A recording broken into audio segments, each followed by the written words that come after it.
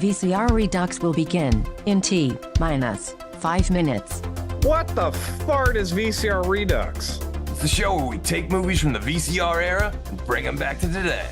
Well, how do we do that? Well, we start by talking about a VHS classic, and usually you'll say something like, I haven't been this uncomfortable since I watched Meatballs 4, Meatballs to the Rescue with my parents. Oh yeah, or you'll say something stupid like, I wish we lived in a world where the Garbage Pail Kids made as many movies as the Muppets. but I know you'll always see it through with a positive attitude. I hate this movie, I hate being here, I hate all of this. Oh, Jamie Kennedy. Oh, well, shit. Well, let's go for this. He was in Son of Mask. This is genius. I am not a gamer. I'd rather read books. I'm just Ian's like the old lady that's like, I got video game monsters, I got toy monsters in here. As long as we respect the passion and the artistry that went into these films. You know, obviously they took this movie, it's 93, right? And you're like, what do you want to see in your Mario movie? And they're like, oh, we want it to be grim, we want a lot of death, we want tits and ass. Oh, and then we start the pitch ideas with modern day sequels like Weekend at Bernie's 3, Cocaine Mountain. Sometimes we take it kind of seriously. I'll watch a Paul Verhoeven alien movie. Oh my gosh, that alien will have more vaginas than anything you've ever seen in your life. Sometimes this Hawaiian shirted fool will pitch something stupid like, I would take out the virtual reality stuff and just have it be about Jeff Fahey mowing the lawn. Sometimes the best pitches come from the live chat. Alex Bonafonte also pitches Grand Theft Starfighter Vice Galaxy. wait, I thought I had the best pitches. And what happens at the end of the movie? The ultimate fart. The fart that the warmth goes like all the way down to your socks. The only rules are, there are no rules. Sometimes we cross over franchises. Only the truck from Tango and Cash can kill Christine. And sometimes we travel back in time. Like 1995 is missing a good Universal Soldier sequel. But you never know what we're gonna pitch next. What do you want? Do you want Daniel Stern behind like a muzzled mask? Like, We all know it should be Pesci behind the mask, and like underneath the mask, you should hear him going like fritter, fritter, fritter, fritter. you are so proud of yourself for that one. I can't stand you. I would also love to see a Charles Bronson version of It's a Wonderful Life. What? Direct to DVD. If you made a shot-for-shot remake of Scarface with Goofy as Al Pacino, it would be amazing. Gosh, you need me to be the bad guy. It's like the worst 1987 Disney movie Disney's ever made. Schlongo, directed by Jim Wynorski. Like, I would watch a whole bowl of that. Do the John Holmes story. Add a comedy spin to it. Wow, the Wonderland murders are so funny. I'd watch it on my mobile. Something happens and he goes into a coma. He gets like, hit by a car or something. I know this is dark, but like, bear with me. He's got to go on. Did you just go like Hard to Kill with Ferris Bueller? I'd watch it on my iPad. If you want to just like throw in the kitchen sink, it all works. Like Alien versus Predator versus RoboCop, like if that works. Alien versus Predator versus Terminator, that works. Alien versus Predator versus Ernest, that works. That works. I respect everything you just said.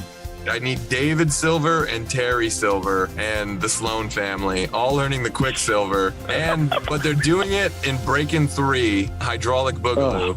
And it's underwater. It's gonna be incredible. Eat your fucking shit out, James Cameron. I got the underwater movie you can't touch. That was the most disgusting thing I've ever heard in my life. Mr. Toxie goes to Washington. My ass would be in the theater tomorrow. If Harley Quinn gets 7 movies, then Tank Girl should get at least 70. That's the stupidest thing I've ever heard of in my life. I mean, why should we even bother with Look Who's Talking when Air Bud is soaring to new highs? All I know is I want Danny McBride. I'd want him doing anything other than writing Halloween movies, honestly. Anything that keeps him away from that fucking job, I'm for it. Just let him talk out of his butt. I don't care how he does it. I'd rather not. Austin Powers doing the Macarena. That would be the opening credits. Come on. But we have not yet had Die Hard on a half pipe. What if John McClane Jr. was a pro skateboarder and also an avid machine gun enthusiast? Skate or Die Hard.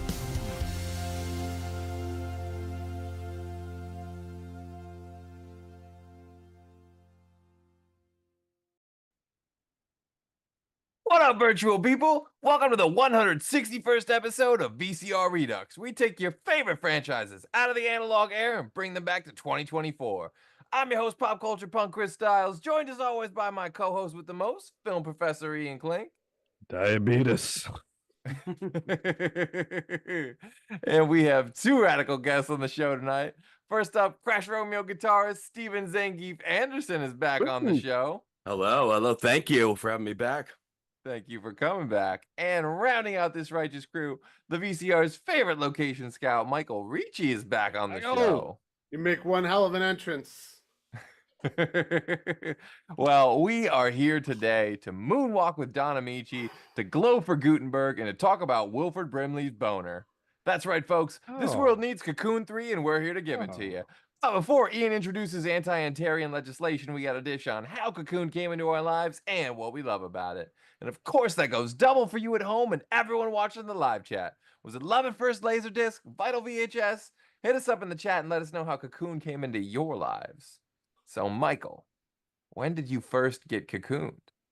I was thinking about this, and it was one where, like, you know, where like you've seen pieces of a movie and you're finally like, all right, I'll watch it. I definitely saw pieces of this and was like, what the hell is going on in this movie? And I want to say it was actually HBO. Like, I was gonna say not that, because I was reading a lot of stuff that said like it doesn't get a lot of play and it's never on TV, and people called the second one, I guess, like a lost movie for a while because it never gets play. But it was definitely HBO. I remember like the big HBO logo before, you know, the like primetime HBO movie. And I don't remember seeing the second one for a while. If at all, really, other than to be like a Gutenberg sort of completist, to like just have seen it. But I do remember like liking parts of it and liking the core of the movie, just like never understanding who this was for or who really wanted this movie, you know.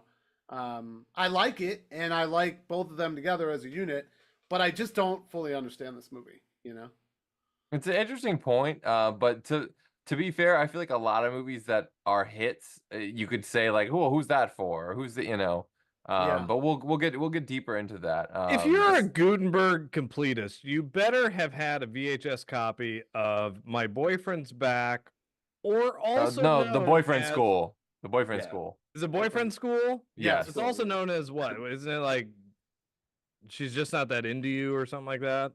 No, you're drunk and like wandering around in the decade version. You're drunk on the bird, and he's got the motorcycle. Yeah, The Boyfriend School. That's the Boyfriend School. My Boyfriend's Back is that weird movie with the zombies. All right, that's it. Yeah, you're decade hopping. Yeah. Can we get the time variance authority on him, folks? I'm gonna prove that made me think of Once Bitten for a second. I'm tired of you scumbags. I'm tired of this. We do this every week, and I'm done with it. All right. You gotta go back in the cocoon, Ian. You gotta go back in. You're underbaked. While Ian gets dick deep in the Internet Movie Database, Steve, how did you first get cocooned? So I think I watched this with my grandmother when I was like super young, and like, cause the only reason I say it is because I kind of remember being young enough to where I was freaked out by that alien when they first showed it. Upon rewatching it recently, and I was like, I must have been super fucking young. When she like pulls off her face when he's like trying to see her naked. And yeah, she, like, but Steve, it's the dichotomy with the peeping. I mean, it's Porky's for a second, and then all of a sudden it's not. Yeah, and then it's not. And then I don't think I knew what the movie was either. I don't know who this is for either, by the way. I agree with you on that. Okay, yeah. And now he's about to see a really hot chick naked, and then all of a sudden she's a being of light. Like, yeah. Strange. So I'm guessing. And I'm sorry, super young, but the one thing that catches me with this movie every time I watch it is, why can I be talking to Brian Dennehy or this hot chick, and then you take off your skin and you can't talk? Now you can't talk. Yeah, and there's no talking, and you just float around and you do your weird stuff, and you need life force. They never explain anything about life force. They never show us anything. That's just one of those things where, like, when people say to me, and I've heard this complaint a lot, when they have a guy like Ant-Man who turns giant, he always moves slow. Why does he always move slow? Because if he didn't move slow, it would look ridiculous and it would break the illusion. And like, if they talked with the glowing thing, it would look fucking insane. It was like the close-up puppet shots in a Beethoven movie give where me a you reason, see the dog's Chris. like emotional Tell me. reaction. I'm in the audience. Just Yeah. tell me what it is. Yeah, and tell me they use telepathy. Yeah. They go and come back in the second one, and for me, it's a comic book. What's in between the panels? What the fuck happened when you went And up they never there? explain the dolphins. I know there's a lot. They left never hanging talk. in these movies. Yeah. The kid never gets on audience base. here- Yeah, no, you know? Chris, you make a good point. For me, the other big audience here, Miami Dolphins fans. There's your mascot. You got him. He's in the movie. Except they're Okay, Tampa Bay fans. The if you watch Dolphins made close. sense. I always made the Dolphins always made sense because dolphins are close to humans, so they can But, like, communicate with the They dolphins. could just give us one line. One, both movies. anything. Yeah. Just something. They go to a 'cause- lot of trouble to not explain it. Like, Yeah, that's all for I'm them to try saying. that hard with it. It's weird that it becomes jarring they don't explain it. That's what But I will takes say this me in out terms of the of narrative. I lose the narrative because all of a sudden, you explain away in the second one, you came because of seismic activity. You didn't show me an earthquake. You didn't show anything at the oceanographic. You didn't give me that little needle going, whoa, whoa, whoa, whoa. Like, you gave me nothing. You just said it, frittered it away with a word, I hate that. I agree. It's definitely not perfect.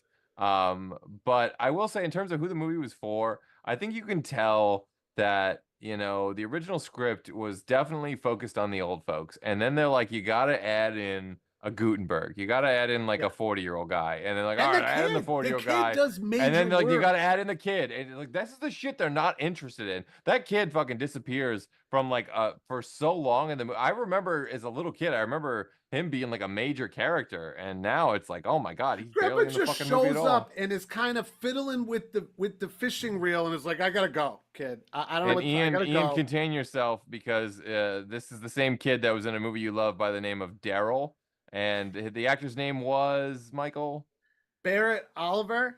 Barrett Yeah, Oliver. he was Never-Ending Story. Really Okay, he interesting was. story with Sebastian, this kid. yeah. I don't know what happens to this kid, but a little after he comes back for this sequel, he does like one or two other things. He's like one of the biggest kid stars in the 80s, and he just goes away. No one know where he goes forever till like 2004. He turns up as like a photography professor in LA with like a beard, and no one has any knowledge of why. He does have dreadlocks now. The only thing I read, and take Right. what you will, is that his dad was a known Scientologist. So No, there. Well, okay. He got Flight of the Navigator. That's what I think. He came Yeah, back 10 that's- years later with the beard.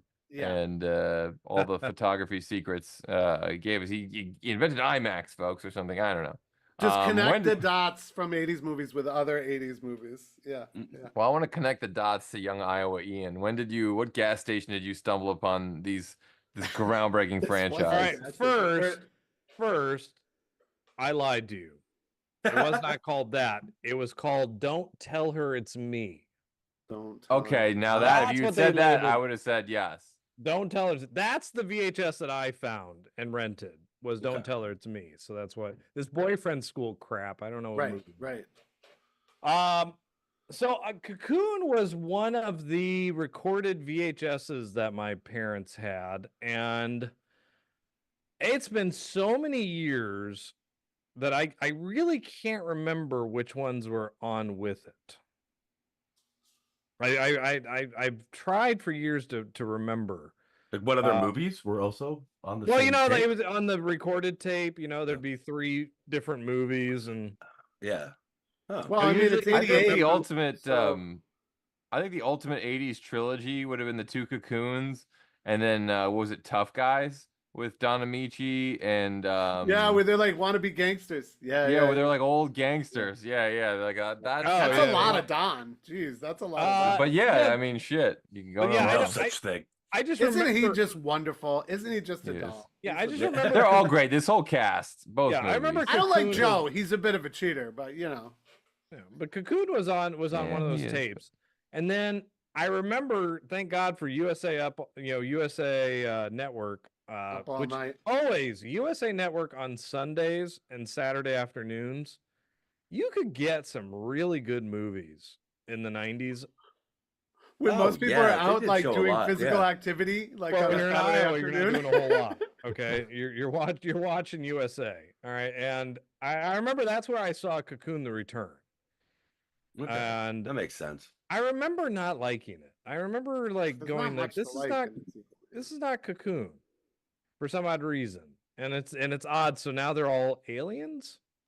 So, Like they were yeah, real people before, but now they're all aliens. the It makes first it seem like they just went into stasis when they go up. They just go into stasis because when they all come back, they're all sick and dying already. Like they didn't get healthier, you know. So, I mean, this movie had initially like the first Cocoon. If there's one like really cool kind of redeeming, original kind of conceptual aspect about it, it's that there's no antagonist. There's nothing. Everyone in the movie winds up being just a great person or alien or whatever in the movie. Like everything, like we are the aliens end up worst being people. Like that's we're we're the villains. yeah. Every Well, every actually, character is Steve, great. in and the first one, at least, the antagonist sort of ends up being the system that they're in. Like Clint Howard. Clint Howard is kind of the antagonist, right? And kind of, but the mob mentality is actually what kills the aliens, right? So the whole mob goes over to the pool house and kills them effectively, you know. And Brian Dennehy is like, oh my god. And by the way, just from the location side of my brain, the pool house in the first one is like a crowning achievement of cinema. They built that thing like over a real pool. It's an amazing set when you think of all the scenes they have in the first one. And I figured it out. The second one does not have a pool house. There's no pool house in the second one. You don't have that set to have those magical moments where you're in with the cocoons. They never do that in the second one. They're just in the little motel with Ruby. And don't get me wrong, I love Ruby. She's great. But you literally don't have the pool in the pool house and the cocoons. You see one cocoon come out of the ocean, and Gutenberg's like, they got a cocoon. We gotta go get it. Like, yeah.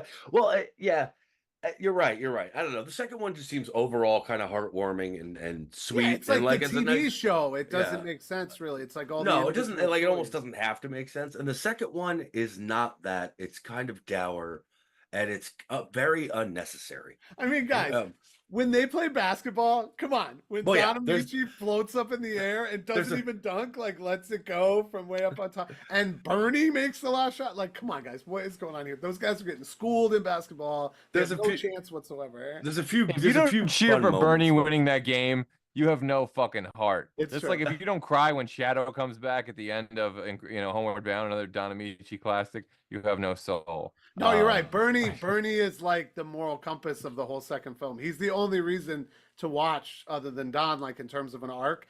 And when he bails on Ruby, you're like, dude, you idiot. She's ready to go. I will say this. I know we've talked about this on the show before, but like how you get introduced to an actor is kind of how you always picture them. And you always say like they're that from that movie. Yes, yeah. This is my Brian Dennehy movie. Really? As I watch Rambo, I go, why is the cocoon guy? Oh, that's interesting. That's I was weird, gonna say Ian. Big Tom Callahan. Yeah, Big Tom Callahan right here. You know? That's a super me, weird Brian pull. Dennehy, it's Cocoon. I'm So like, to you, that's the Brian Cocoon Dennehy guy, is just like a sweet, gentle man, huh? Good, cool note with Dennehy. He did not want to do the sequel at all. He shows up at the end. He did it for free. He did that for free at the end, just for his castmates. Yeah, I thought that was cool. Oh wow, that was a classy move. He's a classy dude, yeah. So I mean I love Brian Dennehy. He definitely a sneaky classic guy. I'll talk more about him and I'll get to my first time with Cocoon. But I do want to touch upon the live chat real quick.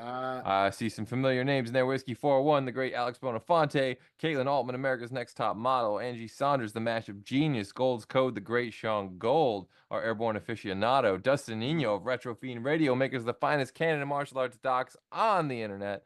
Cobra Kai Never Dies, the super fan herself, Joanne Bullimore, Kiddo LA. Thank you so much for tuning in, everybody. Whiskey 4 says he saw this on theaters and fragments on cable. In an era before content, we had nothing better to do. I feel halfway between Gutenberg and Wilford Brimley now. One foot in the grave and the other in a gentleman's club. I love the before content. I love that. This is poetry, though. The second half of this, I'm halfway between Gutenberg and Brimley. One foot in the grave, the other one in a gentleman's club. That is Americana right there. That is you, sir. Well you've said. done your part, for the Federation today. Gold's Coast says this summer I learned that whoever picks the movies for this show was on vacation. Never watched this movie. I was too busy watching other good movies.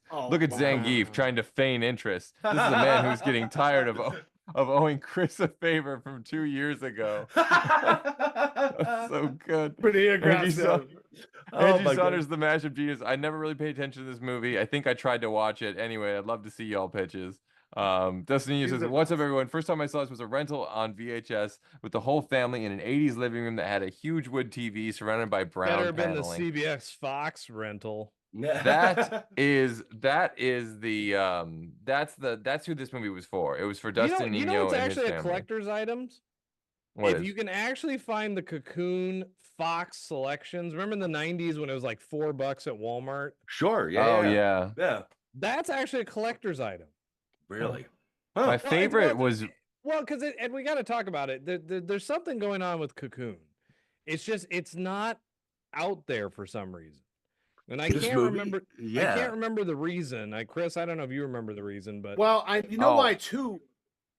But you know why 2 isn't out there is because like Ron Howard's totally against it.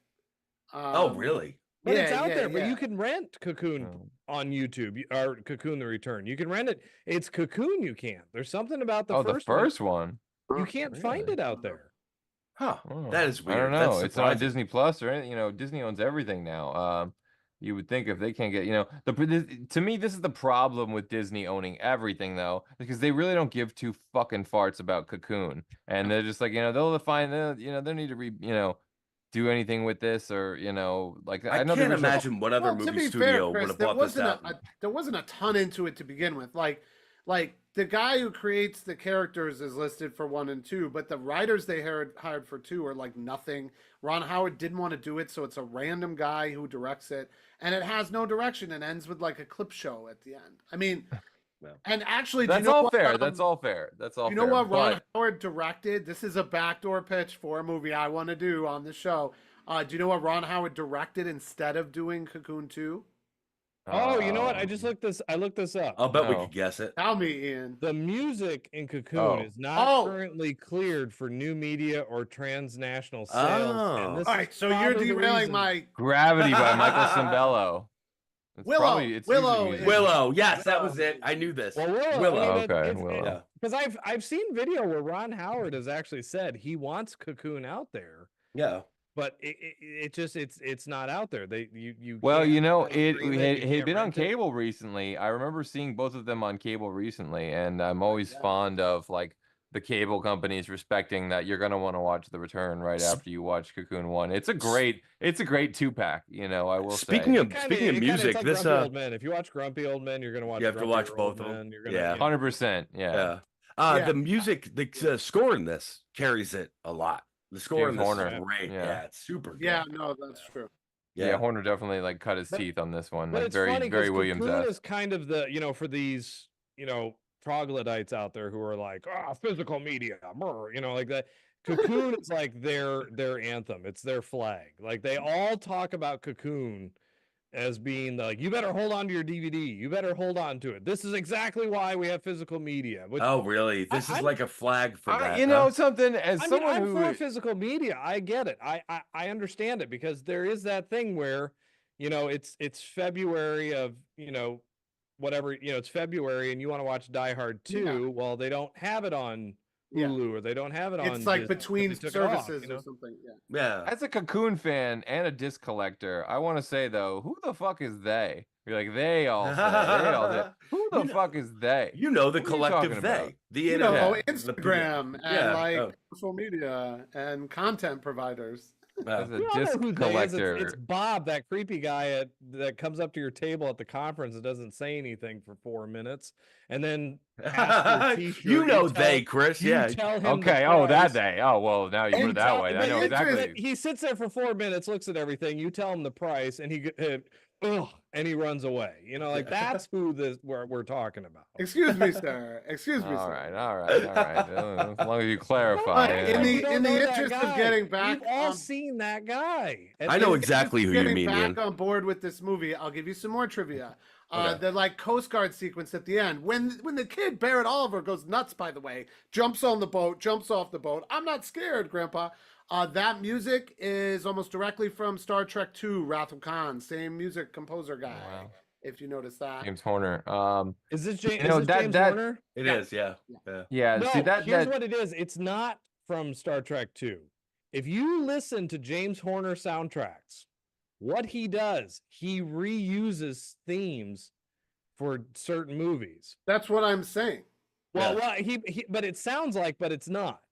Okay. So Well, they probably temp cut to his own So scores. Willow, so this is funny. Willow, and I love this about James Horner. If you listen to the soundtracks of Willow and the soundtrack of Enemy at the Gates, he uses the same horn instrument thing where it's like a ba bum ba bum. Like throughout both movies, he uses this as a cue. Okay. And so Horner does that a lot. So it sounds like Wrath of Khan. You Okay. know, like, all right. I'll take that, Al. I'll take that, Al. You know, This is very similar sounding, is what you're saying. All right. and Chris will appreciate this because Chris and I are friends because of this. James Horner did the soundtrack for Heaven Help Us, one of the greatest movies of all times.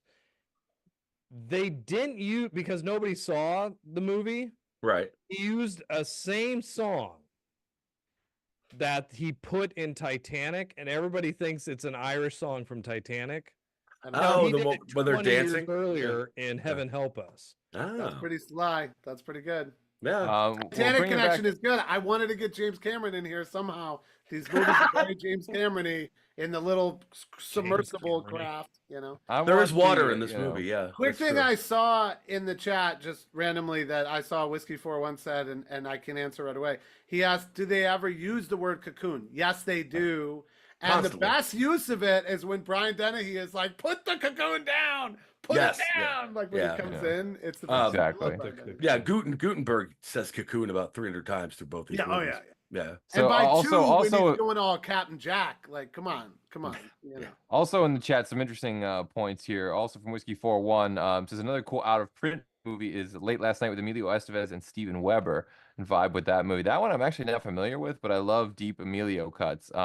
Rand says the perfect follow-up though is Cocoon 1 and 2 and Batteries Not Included, and I stand corrected because that is it. That's the follow-up. Oh, I mean, that's that is exactly so much of these old people though. That's so. But that's exactly what they were watching. You know, right. They knew they hit the mark with these so well. There Not you only go. did they give you another Cocoon, but they gave you Batteries Not Included, and I love that movie. And then you tie in McGarris, and you can tie everyone in off of that. Yeah, it ties together too well, Chris. They're all the same actors. well. Okay, they all live in New York instead of living in St. Petersburg. Like they're old, they're near the end. That's but why Don Amici the Oscar out of the whole group? Because he was old. Interesting. But because he was old. Because he was why fucking him? old. But why not? Yeah. Why not Hume Crone? Why didn't he get the He's Oscar? the best part of these movies, Ian. He's upbeat. He's fallen in love. He's dancing. He does kind of carry these movies in a basketballs. big way. Yeah. He's having a baby by the end. How the hell is he having a baby at the end, dude? That's when I kind of checked. I'm not gonna lie. That's when I kind of checked out. I was like, all right. They were like, we're pregnant. I was like, oh my god. All right. Enough of this fucking Cocoon 2. I'm done. She's like, I might not be able to have the baby here. We got it. Yeah, I'm 78 years old. Yeah, maybe not. But there's lots of loose ends in these movies. Even in the first one, the whole boat flows up. Cool. Our boy Preston would love it. They use tons of miniatures to do that with the boat and the little mini people. And I saw this whole thing online. It was very cool. But they just give Gutenberg a wad of cash and throw him in a little dinghy in the water. Perfect. And then we pick him up. And he's the one who says it in the second one. He says 5 years. 5 years is not a long time to leave those things. This doesn't make sense. You know, it doesn't make sense. But hey, I will say this: the second one's getting a lot of flack. I kind of heart the second one, maybe in a little bit more in some ways, because of a couple of reasons. One, I feel very much for Bernie, who, by the way, Ian, I think, is the Bernie of VCR Redux. I don't think there's any way, shape, or around. I used to think of him as the Wilford Brimley, but I think he's really the Bernie of VCR Redux, and I love him, and I love him for it. I really do. The Guinness Book. He's the one that doesn't go up, he right? wins the Guinness Book. Yes, he's the one. Yeah, Bernie's the one that doesn't go So up. in the first one, you see them say goodbye. In the second one, you see them like literally contemplate giving up the immortality they've been gifted, and I think that's a little bit more interesting. From like Chris, I mean, it's interesting. It's just so like contextually from what the first one is about. You start the second movie with Bernie's attempted suicide, and it's played for laughs. Like he's kind really well done. Yeah, the fucking motorized bed. Like, come on, I love it. I love it. But it's pretty heavy shit for It's Cocoon pretty heavy 2. Yeah, you know, like the first one, you have the same shit, Steve. They watch a guy dying in his bed. They watch it. Yeah. Rose dies in her bed. You know, that part actually made me fucking tear up when he has her in the pool. I'm not gonna lie. Like I kind of got Oh a little. God, Like, yeah, that's fucking great. That's a great scene. No, it's he's a great. great actor. Great scene. That Bernie Yeah. guy is an incredible. He's a actor. great actor. That dude, He's yeah. a really good actor. Yeah. Whoever that. When is. he's talking about when like you work all your life and how ironic is it that I learned how to pull a rug when I ran the fashion business or whatever. Like, it's sad, man. It's all very well, sad. For me, like Chris makes a good point. I would have been more into this if a little more care had put into setting up 1 and taking 2 to 3 like a natural trilogy, maybe giving me more of David growing up. Maybe David does go with them and you see anything beyond our world. David needs to just get the fuck right out of here. Is it, they never pay off a single thing with that stupid kid. We don't when need him. Wilford Brimley shows up on the TV, that's Ian showing up on VCR. Like, hi, son. How you but doing, here's son? the problem. I disagree with you. If you saw the Cocoon World, all right, it just nothing would make you wouldn't believe it. No, what is it? What are they? Atreyans? What the heck are Antarians. they? The better you made whatever. No you one made ever here gets is better. old. No one ever dies. Whatever you made here is better than anything. Oh, dude. Oh, I see what you're saying. Yeah. No, that's true. It's like Close Encounters. Do you really want to see Richard Gere in the ship? I No. mean, Really? Or Richard Dreyfuss in the ship? You make a good point. Ian, with Richard Courtney Gere. Cox in the second one with the Well, that's the watch, that's hamster kind ship, of sorry. Close Encounters. Yeah. Yeah. It is very close encounters guys looking see. the ship. Yeah, it's very true. Well, But yeah, we are. but the whole point is you don't want to see the inside of it. It's like No, you're right. I here need is way something, better. Ian. It's such a gap in the diegesis of the movie. Well, the real question is, why would they come back if they all know the potential risks? That's a great question, Steve. They know, came back after 5 years knowing that they might die, knowing that it might, and it was only 5 years and they came back. Yeah. And I get that I get why the aliens came back. I get the Gutenberg. Like, here's the weirdest thing about this movie to me is that obviously, like Chris said earlier, they came in and they go, it's a movie about death and old people, and it has this alien line or whatever, and it's very metaphorical and it's very deep and like it's very heartwarming. And they're like, cool, but Gutenberg, right? And they're like, fuck, I guess we could make him the boat captain or something. Anyway, 2 separate storylines, never the two shall intertwine. And that's fine. Somehow it works. Well, and then because but the kid is too much. The kid's too much. I'll admit. Yeah. Now the way you fix that, they have the kid because of the ET factor. You got right. That's what the I way mean. you fix that. To me, the way you fix that is you make the kid like Gutenberg's assistant. You know what I mean? So that like he's like he works on the boat. He's apprenticing to learn this shit. Well, that's like how you could maybe kind of you kind of intertwine these shit. You parenthood it a little like bit. Bubba Kind Gump of Shrimp related, or you know. something. Yeah. But they had no interest. You know? They had no interest in doing that, and they did it in the second one as well. They really kept up that theme. Gutenberg's whole storyline in the second one still is very the baseball. And I have a Mandela effect because I swear I remember the kid getting on base, but I think you're saying that the whole time. I think that gets into me thinking of Mr. Destiny. I really do. I think that's like these movies. Well, they're are all very kind of similar like movies, in an era. And I have to say, as I said when we were watching it, and you got to Mr. shout out. Destiny. I swear to everything holy, Chris. There's only You one gotta man shout in out. this world I know. who likes Mr. Destiny. And That's what I said to him I know. the other night. But when you he said this. gotta shout out to Jessica Tandy real quick because not only was she in the Cocoons, not only was she in Twins, but she was in Driving Miss Daisy. She was on a hell of a run. She got the Oscar for that. Yeah. She got the Oscar for that. And then also Wilford Brimley's wife is Johnny Dangerously's mom.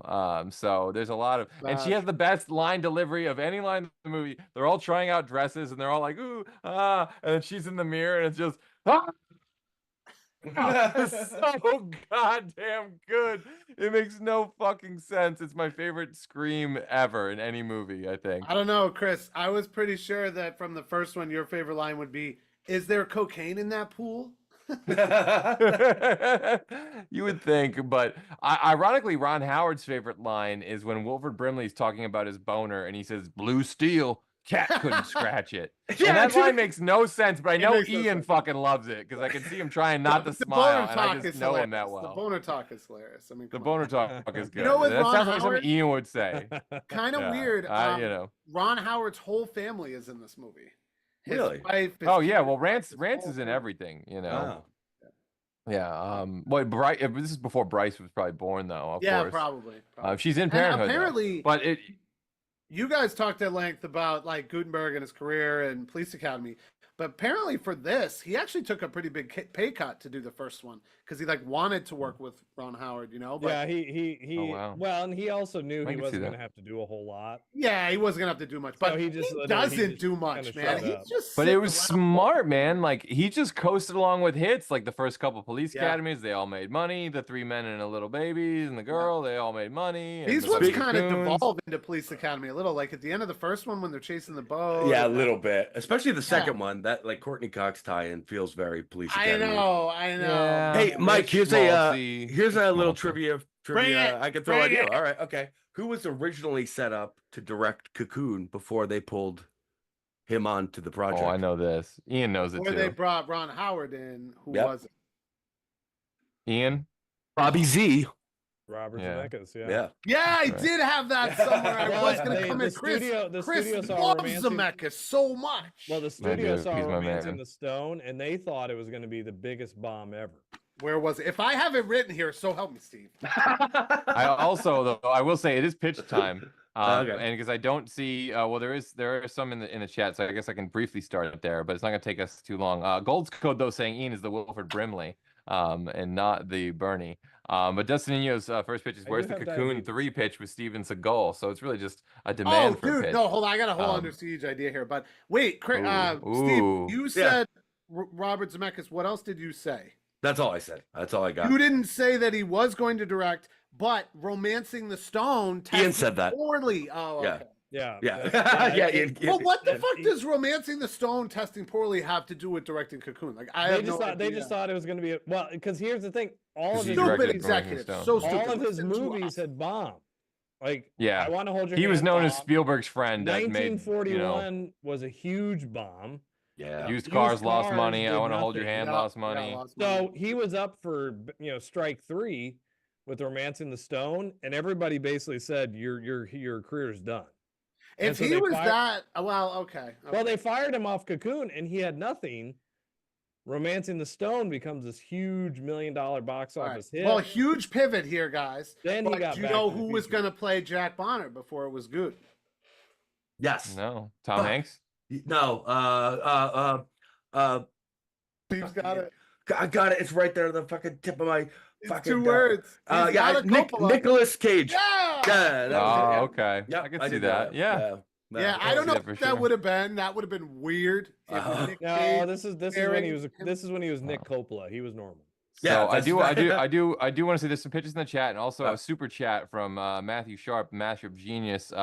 In his pitch, Cocaine 3, Firefly in the Sky. Thank you so much for Cocaine. the super chat. And Oh, Matt Firefly Sharp in the is Sky. again Firefly in the incredible. sky. That's pretty In a good. book. Matt's an a incredible book mashup artist. If you reading guys aren't following him, you're missing out. Also, Gold's Code with the pitch. His pitch: the see Antarians that. crash in Ohio, only to be abducted by the Preps.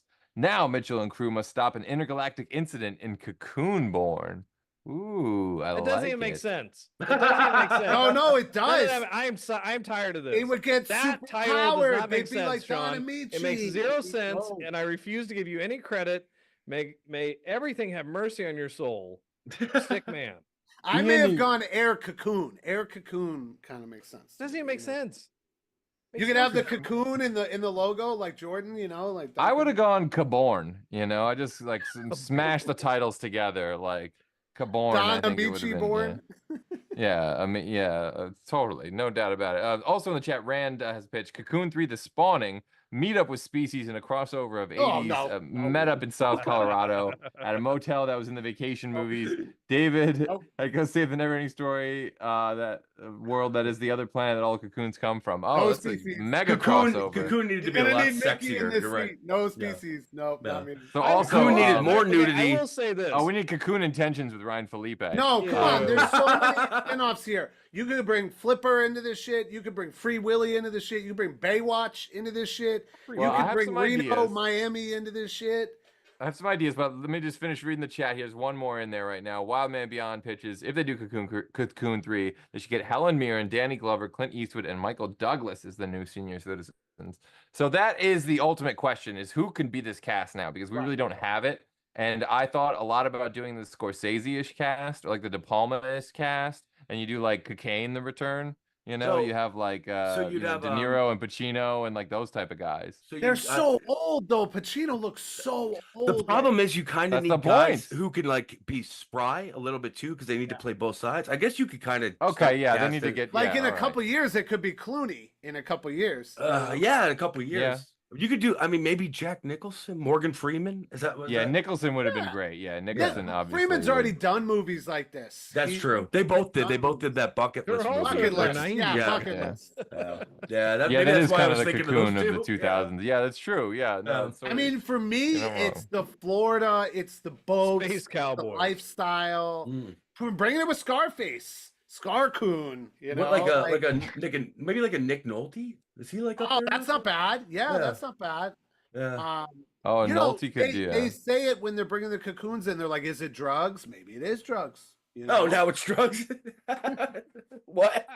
Why not? It makes as much sense as anything else in this fucking movie. Yeah, instead of special Oh. K, it's special C. You know, Yeah. it's pretty good. I mean, I Special would C. say that there is an opportunity to make another Cocoon movie like today. But to me, it's not about older people feeling young. You know, we've already seen that story. My question would be, what is their purpose here? And to be honest, I would say that it's more about, to me, it's more about, is death a welcoming thing? Okay. I mean, No, ultimately, because like these, I see what you're saying. what Yeah, they're they basically unpack that in the getting second is they're one. getting to live forever. Right. And the question is, do you want to live forever? Well, Right. no, for me, Hmm. it's what are you living forever? You're in a pod in stasis for the next 10,000 years. That's not living. That's just not. But that's dying. not what I mean. They're not. Presumably, that's not what they're doing when they But leave. we don't and they're even on know what they're doing, Steve. They go up there and Yeah. they don't talk about it. No one talks about it. No Yeah, one you're says right. anything about it. We know that they All don't they have say bacon is that there. they're healthy, and Yeah. the lady wants to stay Yeah. to be with the kids. Brimley wants to stay. Like everyone wants to stay. It's not that great. It does not seem that great.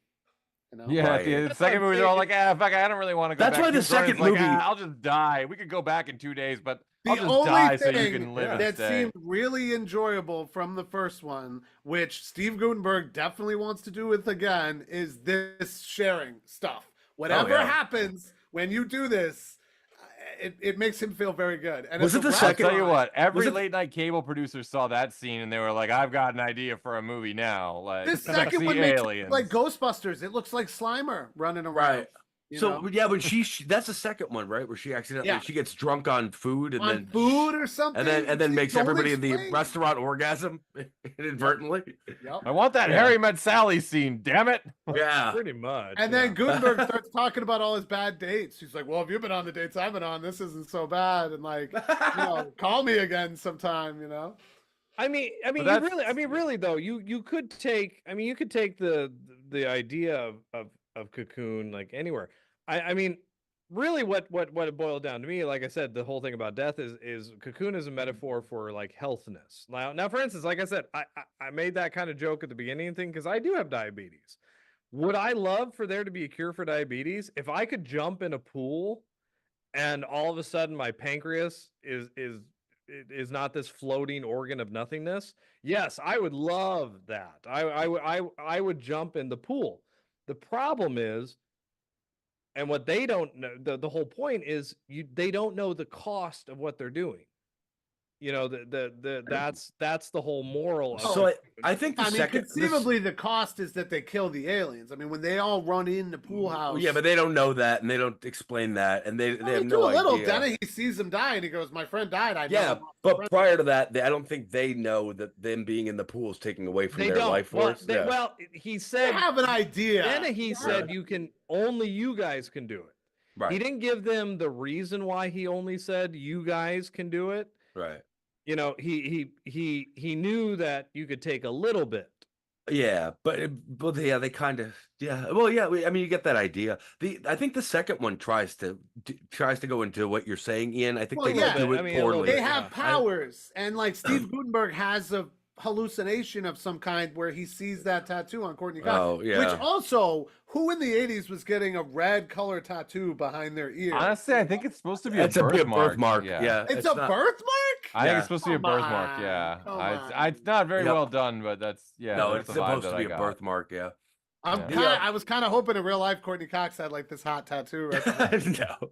Well, this was we were talking about Fox Selection re-releases, and one of the things I love is when someone becomes a big star from a movie and they re-release a new poster, new VHS art, and it's like that star's right on the cover, like Jim Carrey right up front, like Courtney once Cox's bitten, Friends yeah. co-star in the first Leprechaun movie. You ever see the Exactly, kids? where Jennifer Aniston is front and center. Jennifer. Give me a Or Cocoon Leo the in Return with a Critters 3. picture of Yeah, Courtney yeah. Cox from like Cougar Town, Yep. not even from that movie. Yeah. Not the Family Ties Courtney Cox. I the think new I think the school. worst is Brad Pitt is in a movie called Cutting Class. He's Yes. literally in a scene where he walks across the way. Really? But now he's he's front on and that center new of the cover, roller though. Coaster, and it's like, okay. Yeah, we could have done that for Mac and Me too. Jennifer Aniston shows up. Oh, yeah, that's right. Yeah, there. in the background. Nikki Cox is in there for a second. You put them all on the cover. So stupid. Oh my god, I love. Or Nikki like they were Cox. doing a To Bruce me, Willis though, near the I end, think just putting them on the cover. If people really knew about these aliens and what the healing power is and stuff like that, it'd be a madhouse. To be honest, I think it would be before they even arrive. They would have been caught. Yeah. Cocoon to me is the basis that government does not believe in aliens, because if the government knew these creatures were doing this, there's no way that these guys. Ian, it's Florida. They don't care. So to me, it's a really There's weird way weirder idea. shit going on in Florida. Well, I'm just thinking of this now. It's a really weird idea in the second one for them to have captured one of these aliens and brought it to this testing facility, and then you are told that this alien is going to be the government is going to come and abscond with this thing, and these real scientists are never going to get to see it again, and they're going to do medical testing on it and whatever. Why wouldn't you just have that be the threat to begin with? Why wouldn't you have the government find like this Courtney thing Cox and Gutenberg team up way earlier. Yeah.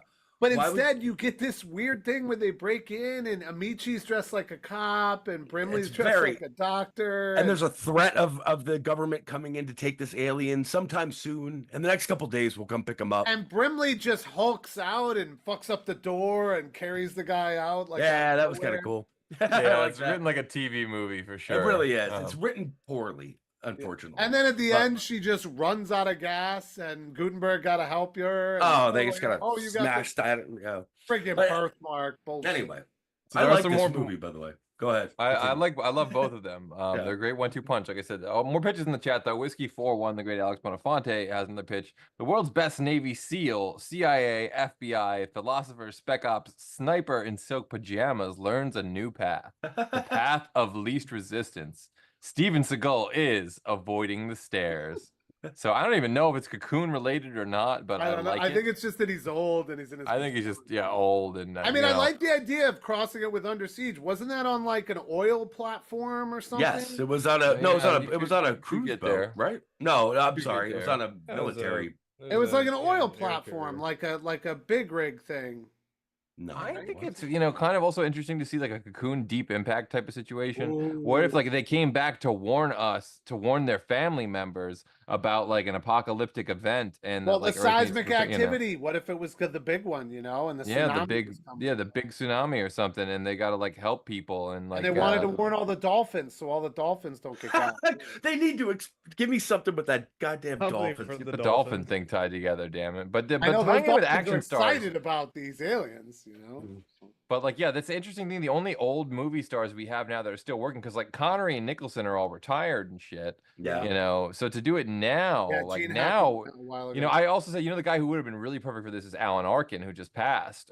He would have been fantastic. Yeah, he would have been good. Yeah. It would have been just the ultimate. Like, it couldn't have really gotten better. Yeah, I think it's got to be a new crop that are aging, that are like 60 or almost 60. But everybody in their 60s that's not now quite in Hollywood look better than we do now. Yeah, like Tom Cruise is in his 60s. No, I know. That's not cutting it anymore. Bronston looks incredible. She looks now, it is funny to see the Wilford Brimley. Wilford Brimley's 49 in this movie, and like the comparisons of like, let's just look at your grandparents. I mean, what did I our saw- grandparents look like when they were 40? They didn't look like us. I saw a meme with him next to Paul Rudd and be like, these guys were the same age when they made these movies. And you're like, Yeah. Jesus Christ. Yeah, Paul Rudd does not age. No. I mean, that's an unfair comparison, but still. Yeah, no, it's not. Yeah. No, it's not. That's what they hired Wilford Brimley. They're like, yeah, you can run fast and you're young. What That's about true, yeah. the most unfair comparison, right? Tom Cruise from Top Gun and his love interest from Top Gun, and then they showed them both now. And Oh, she has man, no yeah, Kelly chance. McGillis. Like, Oh, wow. He is like yeah. a great grandmother from the crypt, and he looks like a 30-year-old terrible man. name. You know, Yeah, it's so true. It's true though. It's Kelly McGillis, it's we terrible love for her. It sucks. It's just he has injected a lot of stuff in his face, and he looks good. You know, It's Tom I respect, Cruise, you know yeah. something.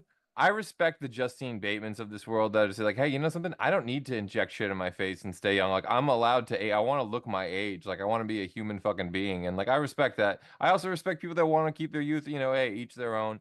You do you if you want to have a fucking cult, you know, religion after you. I you respect know, you that's until you fine. start looking here's like my a cult, fish. Chris. The cult of Cocoon. Like,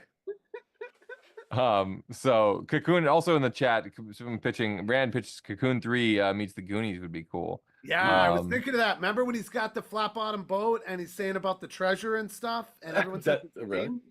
Yeah, that's true. What is it? The Golden Girls, like the youngest one of them is 55 or something like that, and the Golden Yeah. Girls. yeah, Golden Girls would have been Yeah. good. Would've been good.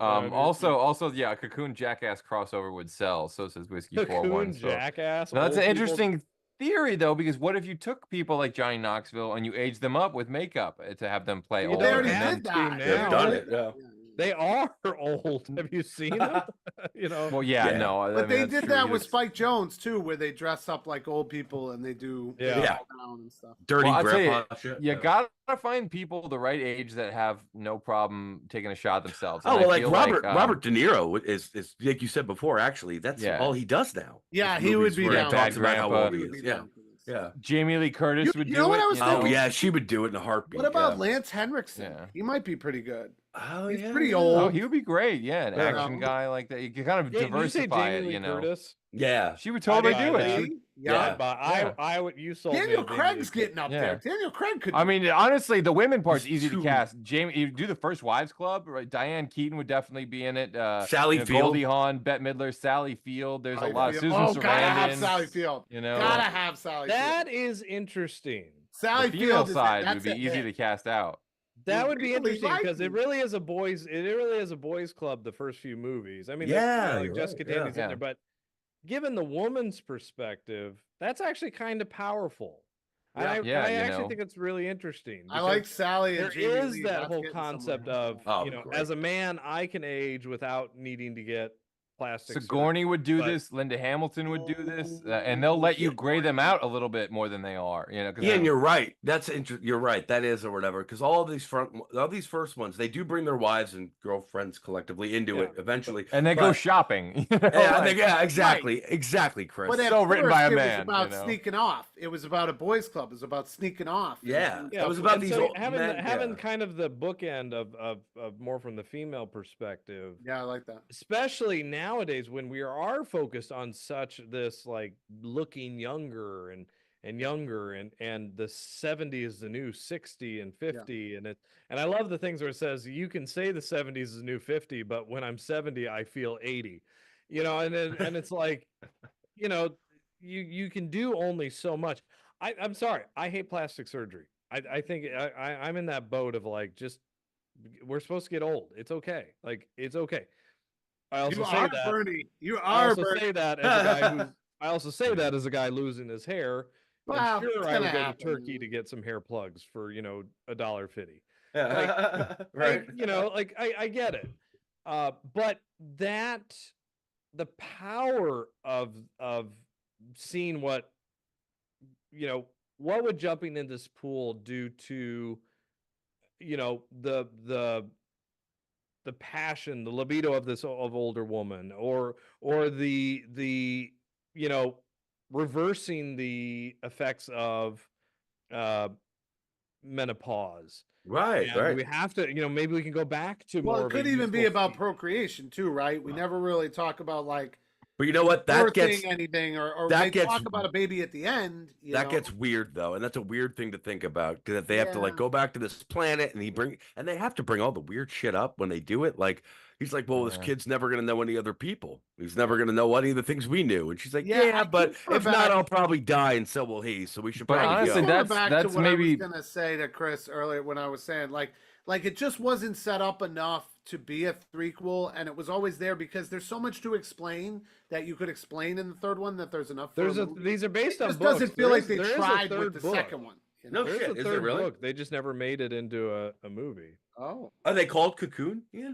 Yeah, The books. it's Cocoon, Really? Cocoon No the shit. Return, and I think Cocoon Metamorphosis. Metamorphosis. I think What do they it's turn one of into? them. Wow. That's I don't kind know. of a I spawning. haven't looked up. I just saw on a That is kind of like the a spawning. YouTube thing that it talked about the 3 books. Well, Chris kind of already did it. Could you cross it with Spawn and take it to hell and like? Yes. Well, It's I just want some to cross Spawn with have a lot of Piranha, this- you It's just a know. weird concept, man. I want to cross with Piranha. You want James That's what I Cameron? want. That's the I way to want do John it. Leguizamo as the clown in a pool. That's what I want. It works. It totally works. Oh no, I'm that's all I telling want ya. too. Yeah. It's built in. It's perfectly ready to cross over with either Jaws or Piranha. You want Yeah, you're bringing anything Cameron in the and water. I'm Spielberg. saying Free Willy. Get Free Willy in there. I'm telling you. Don't Versus get those that. dolphins? Don't get that poor whale back on the movie set. Leave I him know alone. the fin, the poor fin. leave him Yeah, that alone. thing's not doing He's okay. already free, man. As long as we get another one of those. How ironic MJ is that songs. movie? That the movie's called Free Willy, and this poor fucking orca's I definitely. know he's got no being, Willy. Yeah. Yeah. No, I hear you, Steve. I went to San Diego with my wife a year ago. We did not go to SeaWorld. She's not a fan. She didn't. That's wanna go. We good. didn't go. It's good. Yeah. No, I get it. I agree. Anyway. I get it. Stupid dolphin. No, there's a lot of crossovers. I was even thinking with the Dolphins, Yeah. bring in more of an animal thing, and Ace Ventura gets involved here. He creeps around weird facilities and like, you know. All right, cut this man's Courtney mic. Cox. Cut Courtney this- Cox cut is the this man's tie-in. mic. Courtney I can't Cox, do this that's the anymore. crossover. I'd rather Courtney sit through every Cox. airborne. We did it. Get out of here. All right. It's there. Courtney Cox is there. It's in Florida. We did it in the end. We did it. So a couple notes in the chat. One, Cobra Kai never couple notes. dies. Forget these guys. No, just in the chat, Cobra Kai never dies. The great Cobra Kai superfan Joanne Bollamore says, waiting on a remake of this film. They're remaking The Karate Kid again out next year. I hope it doesn't bomb. So hopefully, we'll get the Jackie Chan, Ralph Macchio version of Cocoon. And honestly, like maybe Martin Cove would be an interesting guy. You kind of like trying to find the generation old that's sea like captain young or enough but something. not old enough. I could see something like along those Oh, you lines. say that? I actually wouldn't mind getting a dramatic Slice Stallone. He's just so good looking for his age. Like he doesn't seem to be like. I mean, guys, in case you're wondering, Yeah. silly putty. Come on. It's Silly putty. Yeah. What who would play the Gutenberg role? If we So remade that's a this? tough one, Oh, what's his name from The Office? That guy Tom from Holland. The Office. Jim Rainn Wilson? Yeah.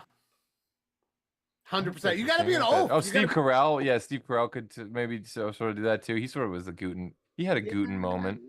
No, just He get was that sorta guy. cute. Get that guy that's in jeans and a t-shirt and all the the twisters and all the country movies. Although whoever- I can see Jeans and a t-shirt. I could see Oscar Isaac playing Don Amici's son, and that's probably the character you want to link into. That he's the one who comes back. Oh, Oscar Isaac. Yeah. That's interesting. I like him. Don in Amici's everything. kid. I can see generation it. does You're not not act, thinking more like Timothy Oh, Chalamet. or Jason something? Jason Segal in the Gutenberg. Oh, okay, Jason yeah. Segel. Oh, Segel. no, Yeah. no. Whatever. But Pete That- Davidson. Pete Davidson. There it Ew. is. Jersey. He's on a Cut boat. in his Jersey. mic Makes off total sense. now. He looks like an Antarian that just Stop lost it. its glow. That's what I'm basically, and- saying. It's like Men yeah. in Black. It's like, oh, look, he's an alien. You always knew he was an alien. You Chris, know? you And said he's got the Oscar Staten Isaac Island first. ferry so we can take them out to get their cocoons, which are Get down in outta Atlantic here. City. Pete Davidson.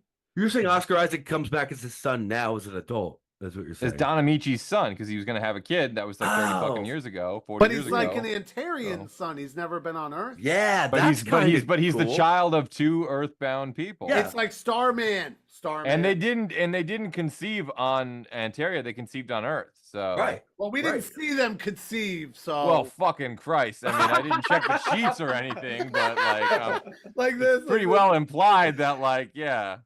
Yeah, technically we don't know. They're like, when oh, she 2 got days home pregnant. and we're fucking pregnant, you know? How embarrassed Shit. are you for Bernie, right? When Ruby kisses him and he's like, I'm married. It's like, well, your friends told me. Like, well, fuck my friends. Like, bullshit, Bernie. Bullshit. She's great, man. She's really good. incredible. Yeah. She's the Did you guys ever watch 30 Rock? She plays Alec Baldwin's mother in that, like overbearing mother. Wow, that's pretty good, actually. Yeah, So- she's fucking awesome in that. She's so good.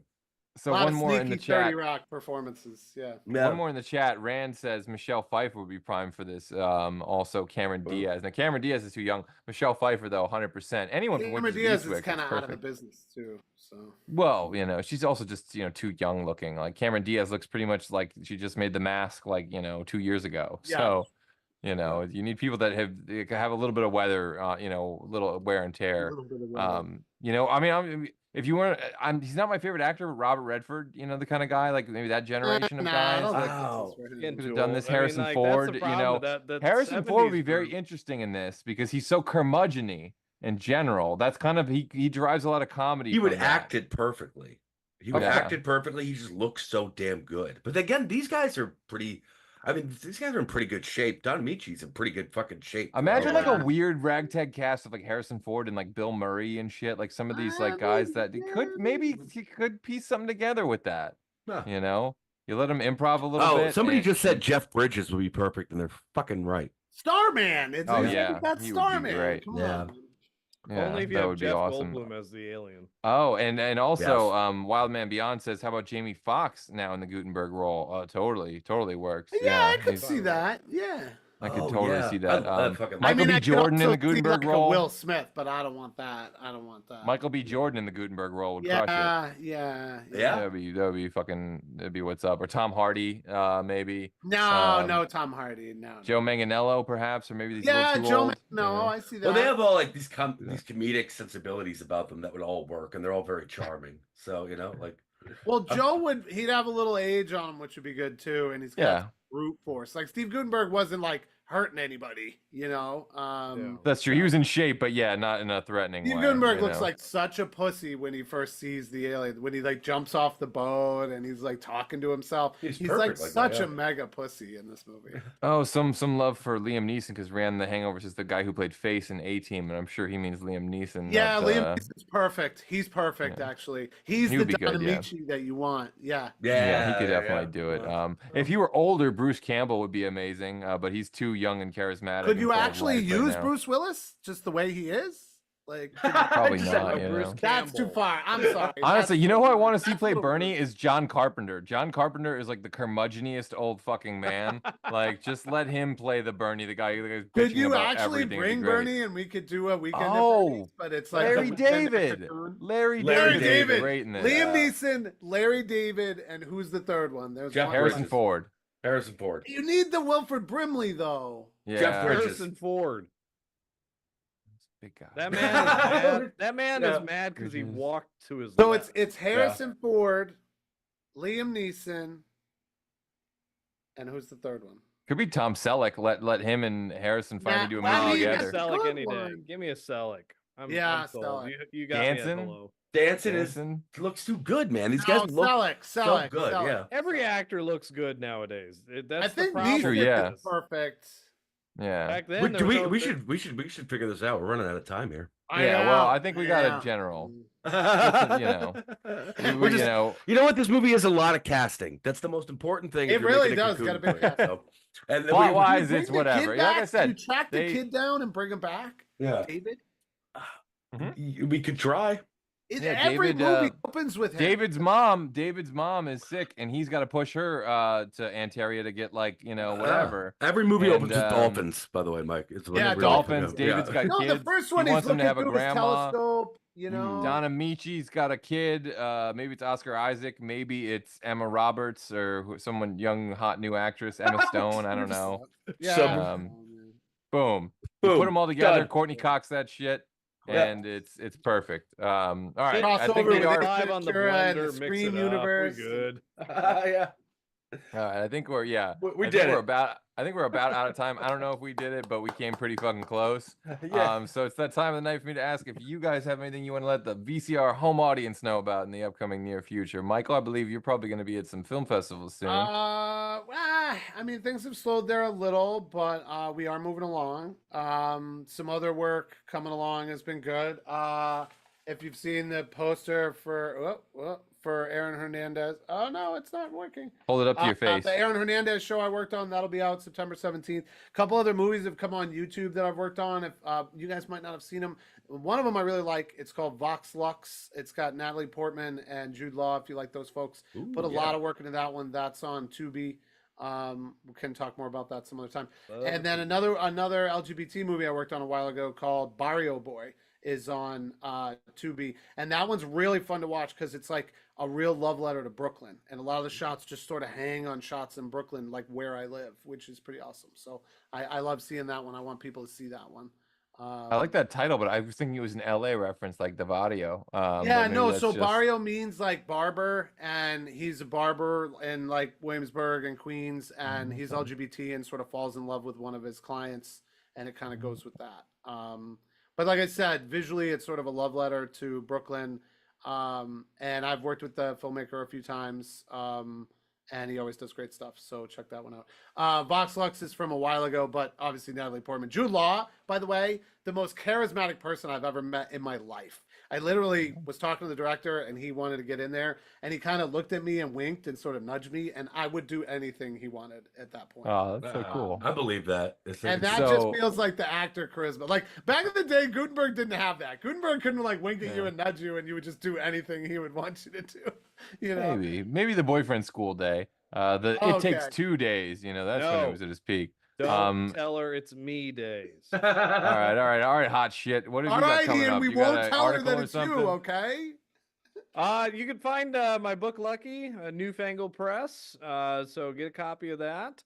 Also, we just dropped a B-movie challenge for the Corman classic Beast from Haunted Cave.